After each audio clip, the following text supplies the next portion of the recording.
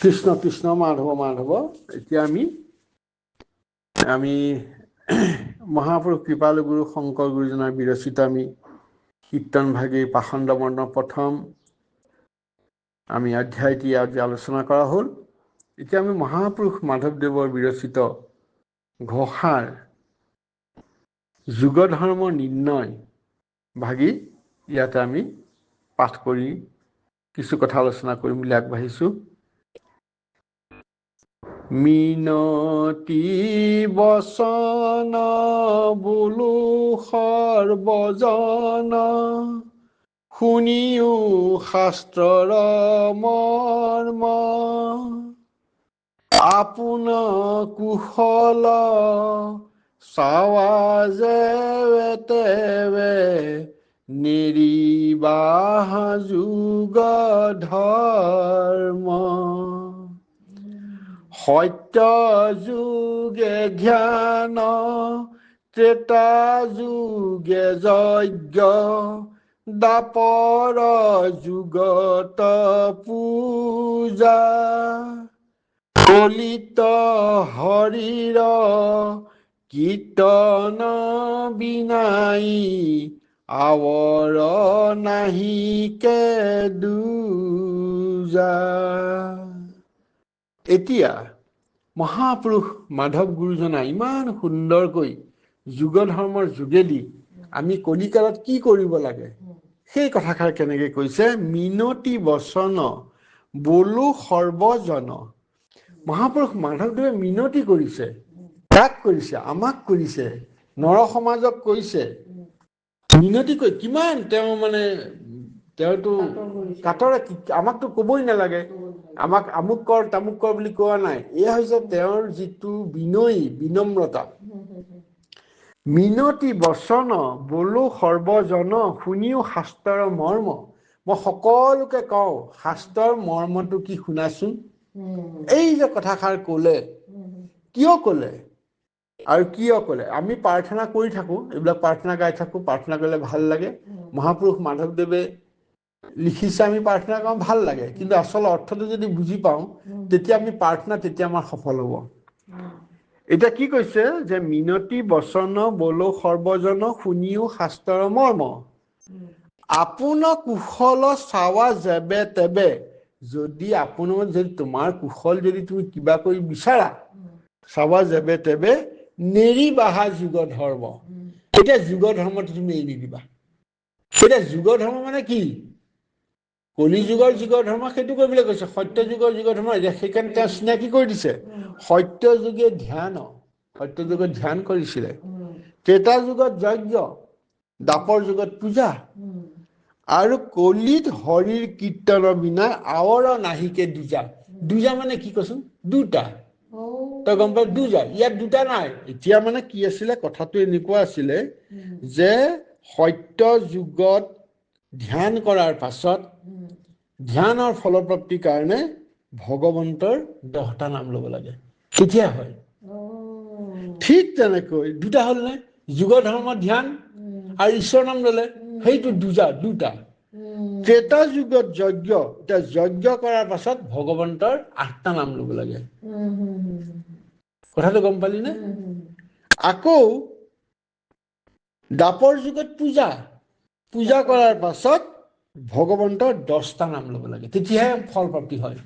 গতিকে তাত দুটা হৈ আছে।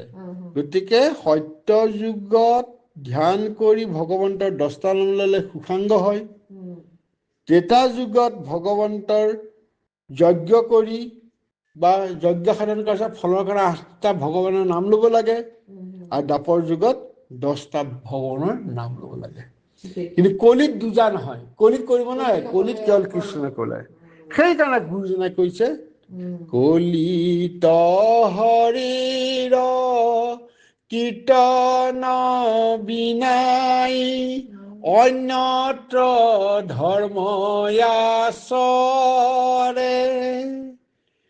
মিছাতে কেৱল শ্ৰম মাত্ৰ পাৱে, একোৱে ফল নধৰে।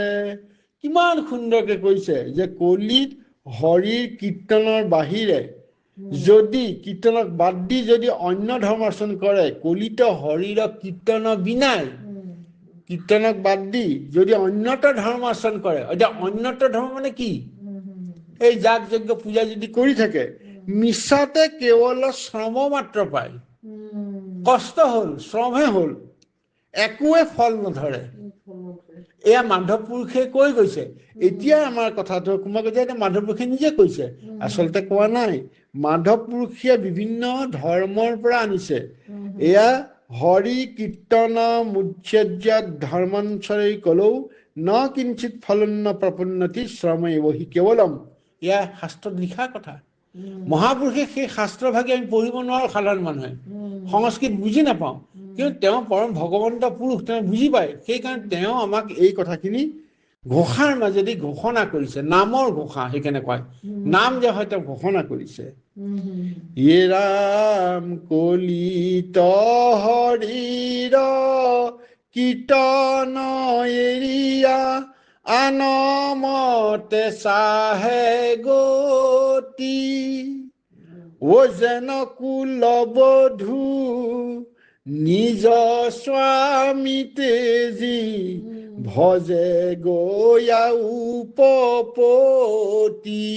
ইমান সুন্দৰকে কৈছে যে কলিত হৰিৰ কীৰ্তন এৰিয়াই যদি অন্য ফালে যায়, অনমতে চাহে গতি, অন্য মানে কি যে কীৰ্তন নকৰো যে পূজা ভাগ কৰো, কীৰ্তন নকৰো যে মই আমুক পূজা কৰো, সত্যনাৰায়ণ পূজা কৰো বা গ্ৰহ পূজা কৰো, তেতিয়া কি হয় যে আমাৰ ঘৰৰ কুলৰ বোৱাৰীজনীয়ে যদি নিজৰ স্বামক তেজি বেলেগক উপপতি লৈ যিটো পাপ হব, সেই ধৰণৰ আমাৰ পাপতহে ভজিম। এই সংসাৰ তৰিতে ইচ্ছাই আছে যাৰ কৰিও হৰি কীৰ্তন, পৰম নিৰ্মল গতি পায়া সুখে চিন্দিও কৰ্ম বন্ধন। সংসাৰৰ তৰণ কৰিবৰ কাৰণে, অৰ্থাৎ সংসাৰ পাৰ হৈ যাবৰ কাৰণে যদি কাৰোবাৰ ইচ্ছা আছে, কৰিও হৰি কীৰ্তন, হৰিৰ কীৰ্তন কৰা, পৰম নিৰ্মল গতি পায়া সুখে চিন্দিও কৰ্ম বন্ধন। এতিয়া চাবি, নিৰ্মল বুলি কোৱা নাই, পৰম নিৰ্মল, অৰ্থাৎ ইয়াতকাৰ নিৰ্মল একো নাইকিয়া, যে সকলো বস্তু যদি এবচলিউট বুলি কয়, কোনো বস্তুৱে ইয়াত পৰম নহয়, এবচলিউট নহয়, কেৱল ঈশ্বৰৰ নামহে ঈশ্বৰ। ঈশ্বৰৰ নাম ল'লে যি পৰিষ্কাৰ হয় সেয়া হৈছে পৰম নিৰ্মল গতি পায়া সুখে, সুখৰ গতি পাই চিন্দিও কৰ্ম বন্ধন, কৰ্মৰ বন্ধন ছিঙি সি পৰম নিৰ্মল পাব পাৰে। সকল নিগম কল্পতৰু তাৰ ফল মহাভাগৱত, সেই ফলৰ হৰি গুণ যশ, হৰি গুণ যশ পিয়ুক সাধু সংগত, সকল নিগম কল্পতৰু তাৰ ফল মহাভাগৱত, অৰ্থাৎ যিমানবিলাক নিগম শাস্ত্ৰ আছে, উপনিষদৰ পৰা ভাগৱতলৈকে, ভাগৱত কল্পতৰু বুলি কৈছে, এই সকলোবিলাকৰ ভাগৱতলৈকে নিগম যিমান আছে, সেই ভাগৱতলৈকে থকা সমস্ত নিগম শাস্ত্ৰৰ ফলৰ ৰস হৈছে হৰিগুণ যশ।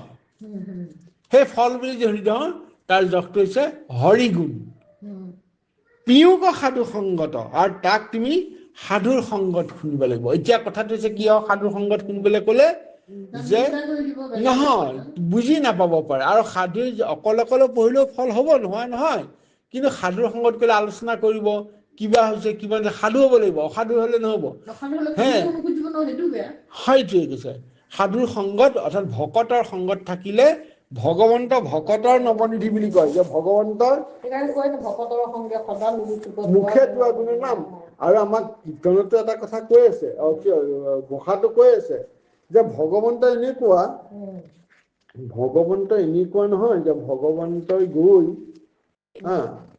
ভকতৰ ওচৰ পাই গ'ল, তাত মানে আজি ঘোষা শাস্ত্ৰখনৰ আৰম্ভণিতে এই কথাটো এটা কথা ইয়াত আমাৰ কি হয়, ঘোষা শাস্ত্ৰৰ আৰম্ভণিতে কৈছে যে যি ভগৱানৰ নাম লয় ভগৱানে সেই নাম লোৱাজনৰ ওচৰলৈ আহে।